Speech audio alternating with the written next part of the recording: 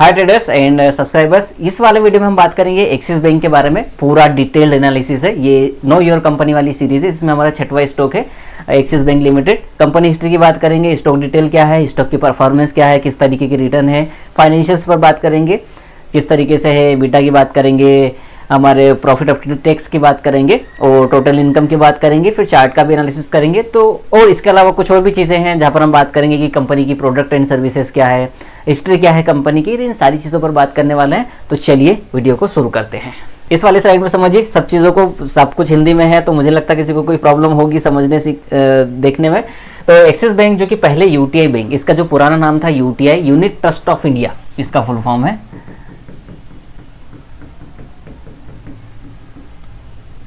Okay तो ये याद रखिएगा।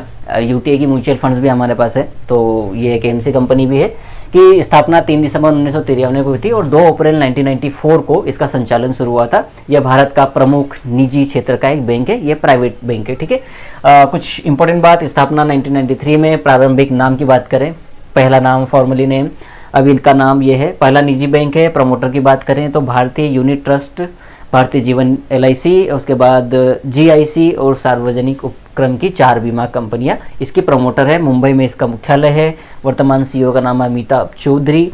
संपत्ति के हिसाब से भारत का तीसरा सबसे बड़ा प्राइवेट बैंक है और बाजार पूंजीकरण मतलब मार्केट कैप के हिसाब से चौथा सबसे बड़ा बैंक है। ठीक है, संपत्ति और बाजार मार्केट कैप में जो इंग्लिश वर्ड है, संपत्ति मतलब नेटवर्थ और बाजार पूंजीकरण मतलब मार्केट कैप। ठीक है, ये भी आपको पता होना चाहिए। ओके, कुछ प्रोडक्ट सर्विसेज की बात करें तो बैंकिंग सेवाएं जो कि बचत खाते, फिक्स डिपॉजिट, एफडीज और अन्य निवेश के विकल्प देता है। Personal loan, home loan, car loan, अन्य ऋण उत्पाद, इसके अलावा भी कुछ लोन इंस्ट्रूमेंट है या उत्पाद प्रोडक्ट है। ठीक है, इंटरनेट बैंकिंग देती है। कार्ड में बात करें तो क्रेडिट कार्ड, डेबिट कार्ड और अन्य कार्ड सेवाएं, फिर इंटरनेट बैंकिंग, मोबाइल बैंकिंग और एटीएम सेवाएं देता है।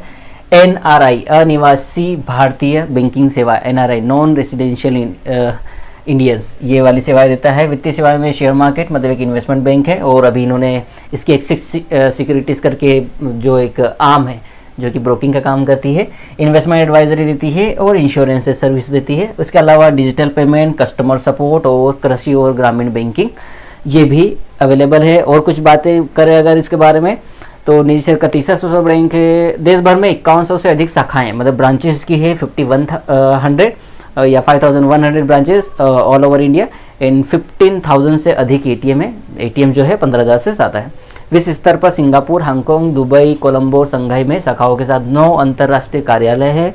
एक्सिस बैंक आरबीआई की एनईएफटी सक्षम सहभागी बैंकों की सूची में भी शामिल है या भागीदार है।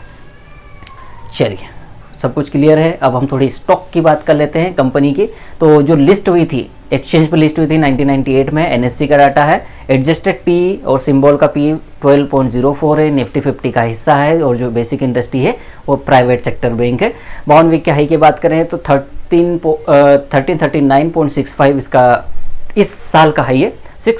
933.50 इसका इस साल का लो है। 52 वीक का लो मान लीजिए आप इसको, मतलब वही है।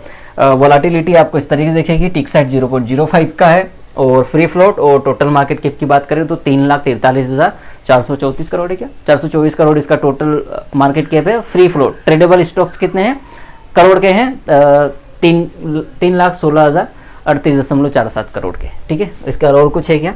इम्पैक्ट फेस वैल्यू इसकी 2 है और मार्जिन रेट देख लीजिए और डिलीवरी ट्रेडेड क्वांटिटी देख लीजिए। ठीक है, ये CAGR मैंने लिया है स्किनर से, इसको थोड़ा सा देख लीजिए। सेल्स ग्रोथ का CAGR 10 साल का 14% का है, 5 साल का 15%। बाकी और पढ़ लीजिएगा आप आराम से। कंपाउंडेड प्रॉफिट ग्रोथ की बात करें तो पिछले 10 साल का 15%, 5 साल का 39% और 3 साल का है 54%।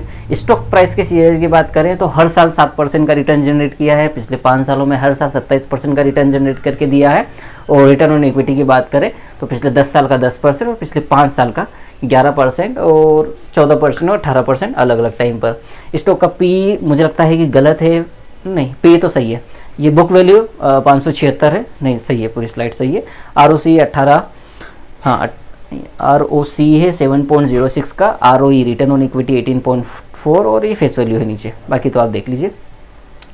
Market cap 3,06,335। ये अलग अलग साइट पे अलग अलग इसलिए दिखाता है क्योंकि वो मार्केट प्राइस अलग अलग होता है, अलग अलग टाइम पे लिया होता है, इसलिए वो प्राइस शेयर के हिसाब से दिखाते हैं। अब ये शेयर होल्डिंग पैटर्न है, इसको देखिए एफआईएस की और प्रमोटर्स की देखेंगे तो 2017 में 30% जहाँ प्रमोटर्स के पास था वो सिर्फ अब 2023 में 8.16% रह गया है। एफआईएस ने भी अपनी होल्डिंग को बहुत ज़्यादा तो नहीं घटाया, बीच में इन्होंने 1-1.5% बेचा, आधा परसेंट बेचा था और अभी भी उतना ही है सेम लगभग। डीआईएस ने अपनी होल्डिंग को 8-9% से लगभग 32% तक किया है। और पब्लिक की बात करें तो पब्लिक के पास तो अभी भी सेम होल्डिंग्स है। तो ये शेयर होल्डिंग पैटर्न हो गया। एक तरीके से शेयर होल्डिंग पैटर्न यहाँ पर भी है, ये रिसेंट का है, ठीक है, वो भी रिसेंट का था। और हम थोड़ी सी फाइनेंशियल्स पे बात कर लेते हैं, मैं इसका ग्राफिक भी बताऊंगा आपको, तो थोड़ा सा यहाँ पर देख लीजिए। ये 1 साल का ही है, 31 दिसंबर 2023 से लेके 31 दिसंबर 2024, ये बीच में क्वार्टर है, 1 2 3 4 क्वार्टर के 5 क्वार्टर के रिजल्ट है, ठीक है। पहले टोटल इनकम की बात करें तो नीचे से देखिएगा, ठीक है, ये पुराना है और ऊपर रिसेंट वाला है।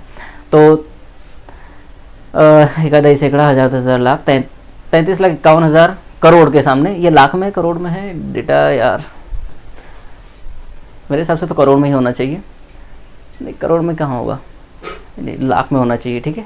तो ये 2 नीचे से आप लगा दीजिए। तो हम सीधे से डिजिट्स पर बात कर लेते हैं कि 33,51,596 का डेटा यहाँ पर साल दर साल आपको थोड़ा इसमें लगभग 33-50 की जगह 36-92 आप देख लीजिए। और वहीं पर नेट प्रॉफिट की बात करें तो 1,000 सैकड़ा हज़ार 10,000 लाख 6 लाख की जगह ये जो नेट प्रॉफिट है वो हल्का सा घटा बढ़ा है, मतलब बहुत ही नॉमिनल बढ़ा हुआ है, तो फ्लैट पॉजिटिव बोल सकते हैं। और जो ये ईपीएस है अर्निंग पर शेयर वो भी लगभग फ्लैट है, ठीक है। सारे क्वार्टर्स का मिलाओगे मतलब ईयर ऑन ईयर देखेंगे तो फ्लैट है, क्वार्टर्स में थोड़ा बहुत ऊपर नीचे है। पहले क्वार्टर में आप देखें दिसंबर के 1 दिसंबर में तो 19.69 का है, फिर 23 का है, फिर 19.54, फिर 22 और फिर ये 20 का, तो बहुत ज़्यादा फर्क नहीं है, फ्लैट इज पॉजिटिव आप बोल सकते हैं।